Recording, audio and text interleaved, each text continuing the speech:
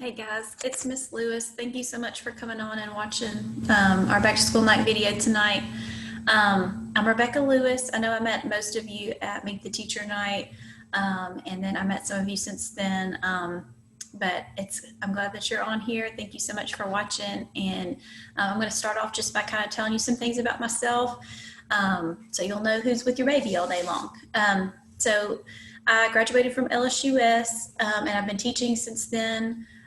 2005, and I've had experience with everything from kindergarten to fourth grade.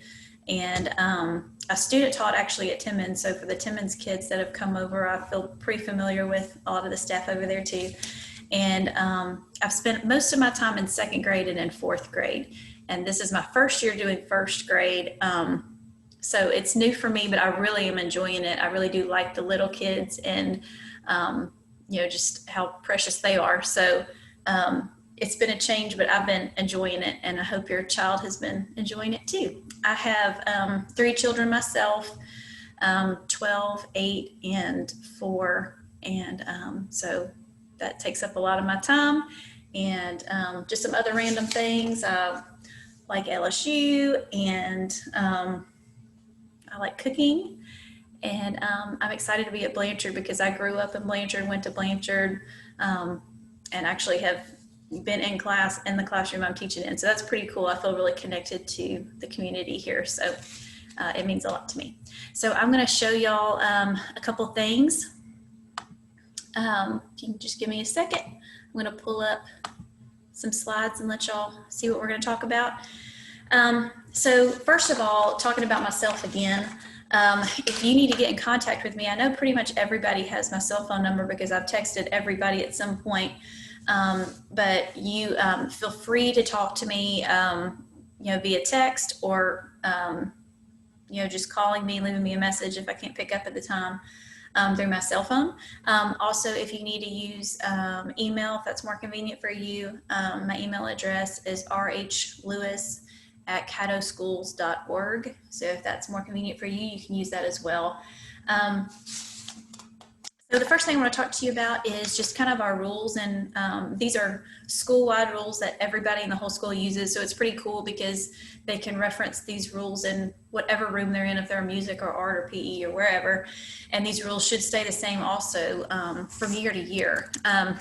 And they're the same rules that your child should have had last year if they were at Blanchard. So there are whole brain rules. There are 5 of them. We practiced these a lot the first week of school. They repeated them and had hand motions with them. So they should be able to remember and kind of repeat these back to you. But basically it's all about, showing respect, being responsible, and making good choices, being safe, things like that. It all kind of is wrapped up in these little rules that we have here. We do have conduct grades that come home in that daily folder every day, and some of you are really good with initialing every night that you've seen that, and then some of us kind of forget, and I get it. So just when that folder comes home, that daily folder every night, just try to get into the routine of looking and seeing what's in there, and then also just putting your initials next to that conduct grade for the day, so I know that you at least are informed with what went on that day. And a lot of times I'll leave little notes and stuff in there if there's something that's a concern or something specific I want to talk to you about. So our schedule is up on the screen right now. We have bell work in the morning. This takes us a little bit more time than you would think, just because we have a lot of people eating breakfast in the morning, and it's kind of a slow process getting temperatures in the morning and all that stuff that we do for the COVID routine that we have. And then we have our skills time in ELA, which is where we teach basically, phonics, sounding out words, segmenting words. It's where we learn a lot of the basics of grammar, which isn't a whole lot right now, but looking at sentence structure and stuff like that. Then we have recess, math, and then we have lunch. And then right after that, pretty much we get ready for enrichment. Tuesday is the enrichment day that they have PE, so you need to remember the tennis shoes on Tuesday. And then we have reading, and we have already taught skills at this point. So reading in the afternoon is really more of listening to stories, discussing concepts from the stories, and trying to work on comprehension and understanding what those stories were about. A lot of these stories that they hear are way above their reading level. We'll be talking about organs of the body and body systems and a lot of things from history and things like that. So it's pretty advanced what they're hearing about, but their listening comprehension is always much easier for them than actually reading it. So when we discuss it and I question them about it, they actually get pretty good at recalling that information, which is pretty impressive. But sometimes it can be a bit much. So just question them at night on what they learned about. Hopefully it'll help them retain some of that knowledge because it's pretty deep stuff. But, and then we have science and social studies time, which is a little bit minimal because we're really trying to pack in as many reading minutes and math minutes as we can, especially after this kind of regression a lot of us have had since being home for 5 months has really kind of affected them for sure. They've forgotten some stuff from kindergarten. So then we pack up at the end of the day, around 2:20 or so, we start getting those folders out and getting them ready for the end of the day.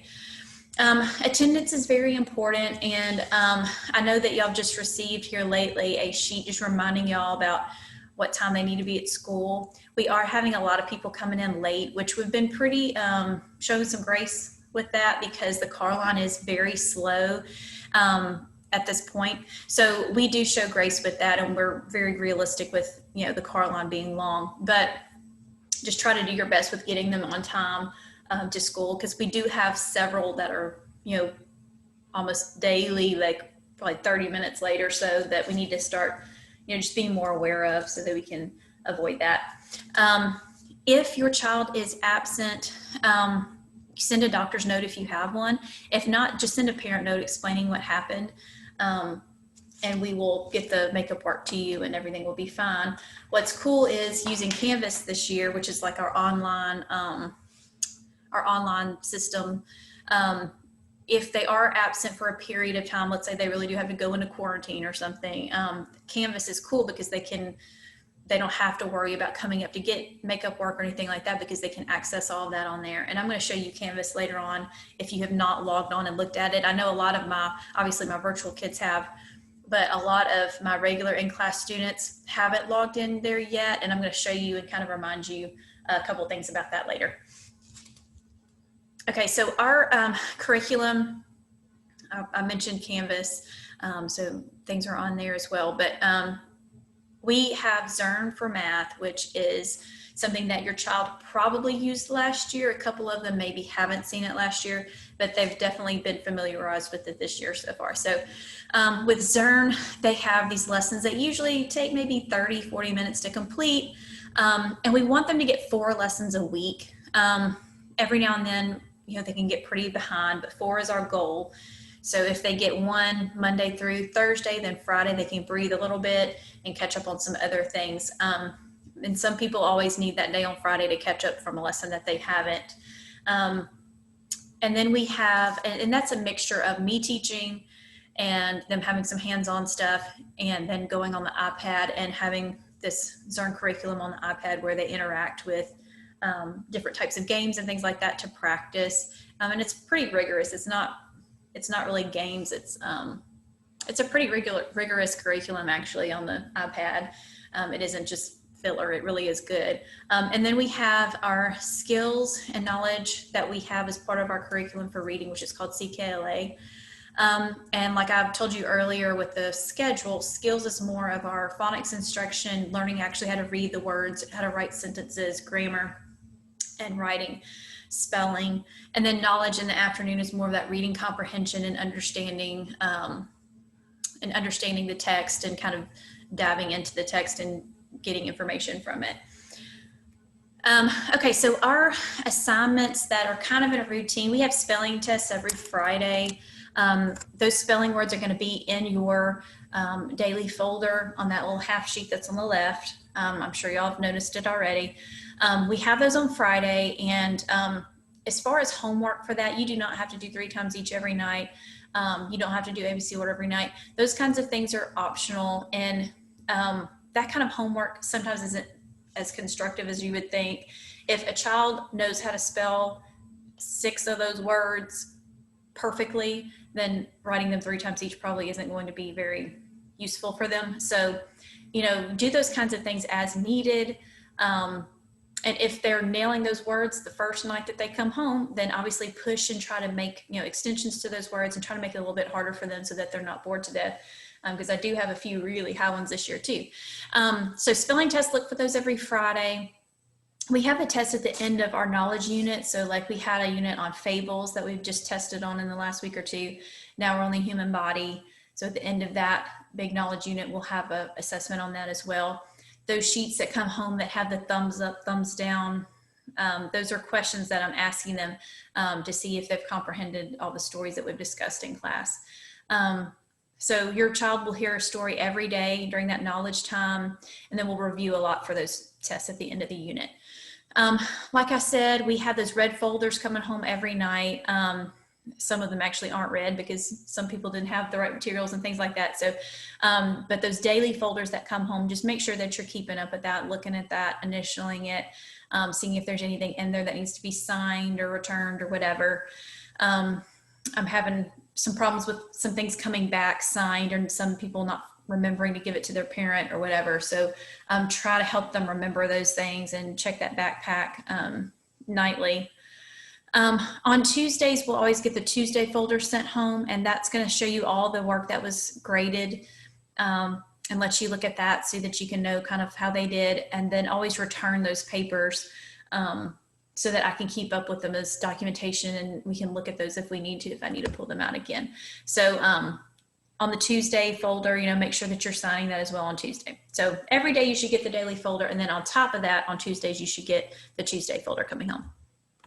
Okay, for homework, we're not going to get very much homework in first grade. It's not really shown to be super effective for them to be doing a lot of work at night.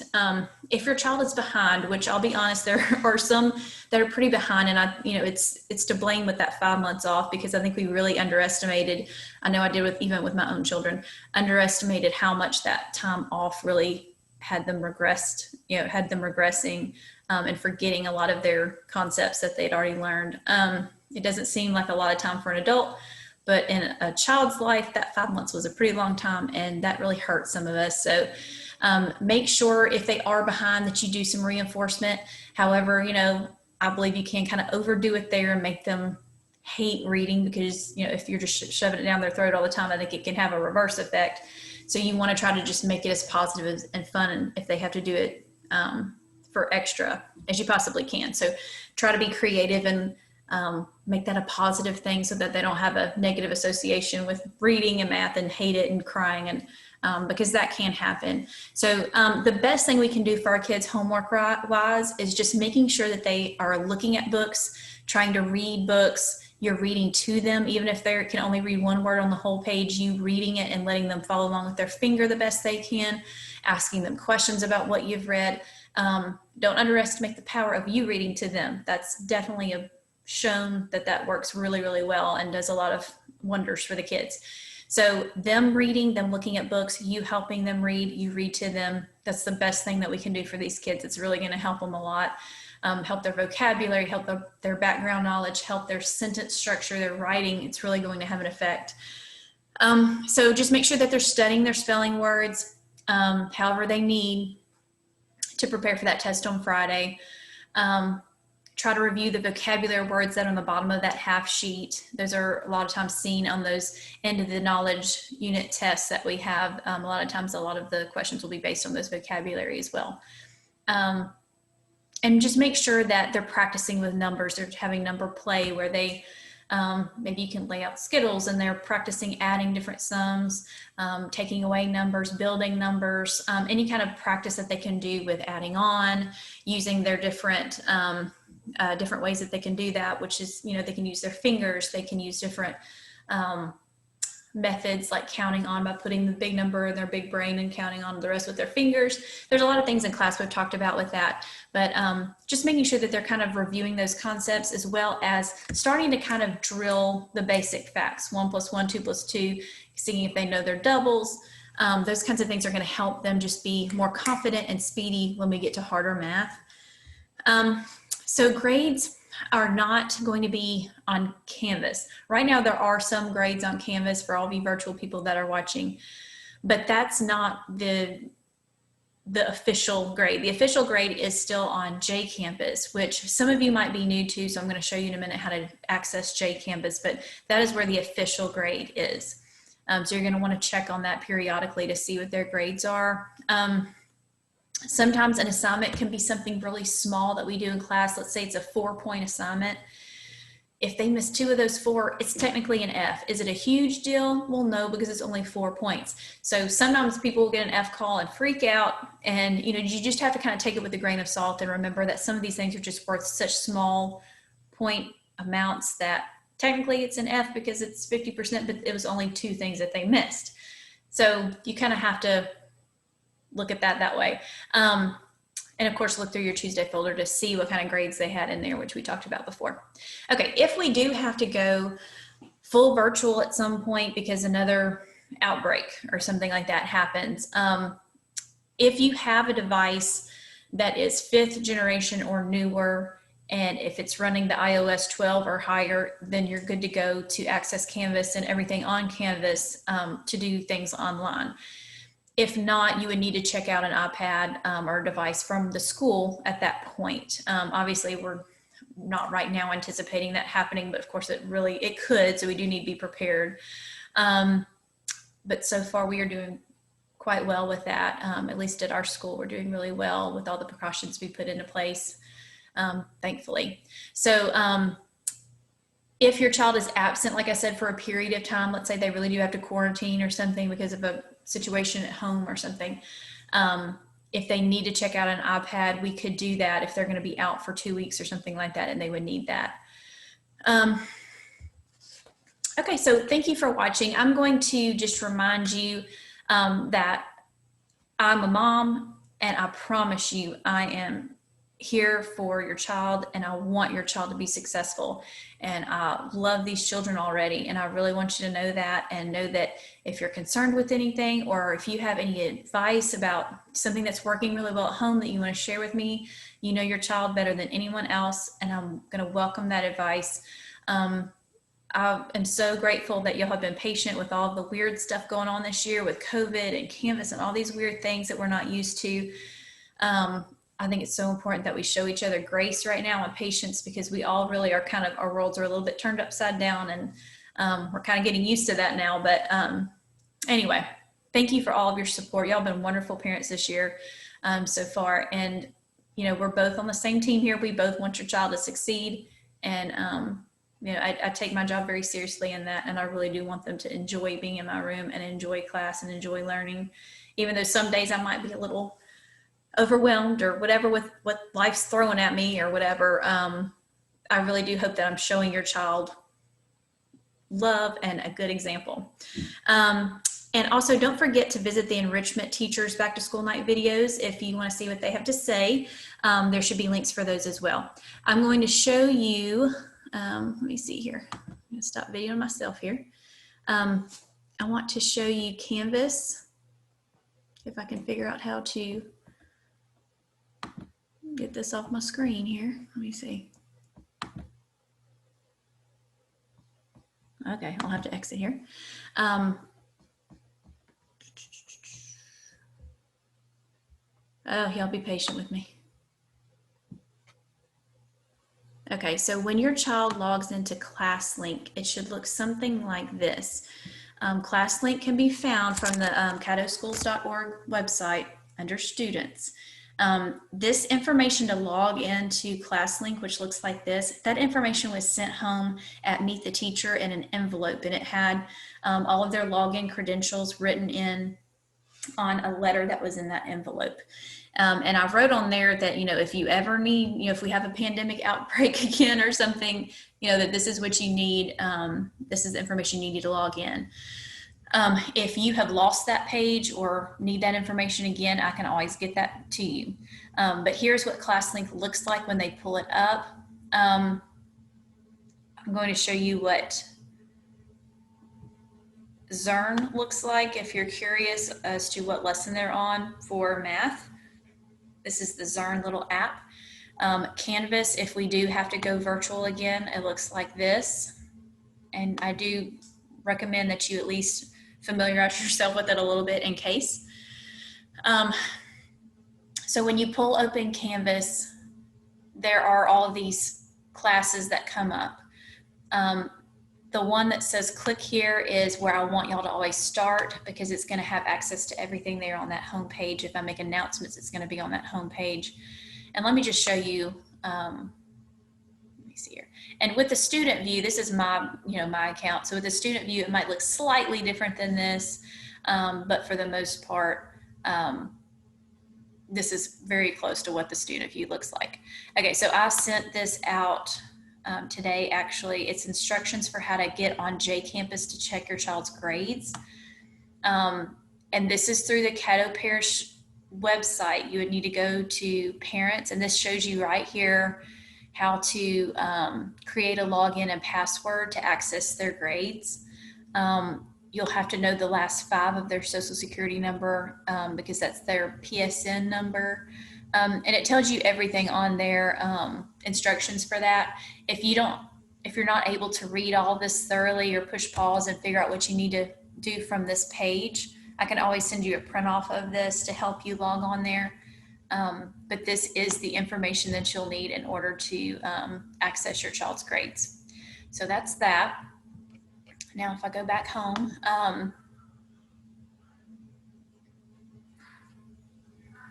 over here we have modules. Modules is very important once you get into the different subjects, but on this homepage, modules isn't going to show you anything. So these are the different subjects that you can click on, and it will take you to the modules that have all the worksheets and things like that in it that they need to do.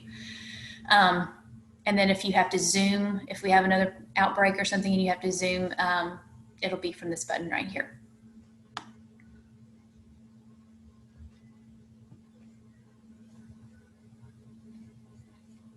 Okay, so trying to think if there's anything important from this page that you need to, okay, if you want to send me a message from Canvas, if you don't want to just jump to my email specifically or text me, you can use this inbox right here and compose a message through there. I'm not going to pull it up because it's probably going to show you some personal messages from other kids, and I don't want that to show. Okay, guys, so I guess that's all I need to tell you about.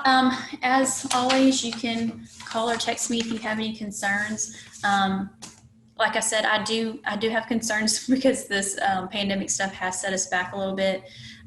So, we do have to kind of be a little bit more patient with our children because they are, they're having a hard time catching up at this point to where they need to be, or at least some of them do, because I think that 5 months really hurt them a bit.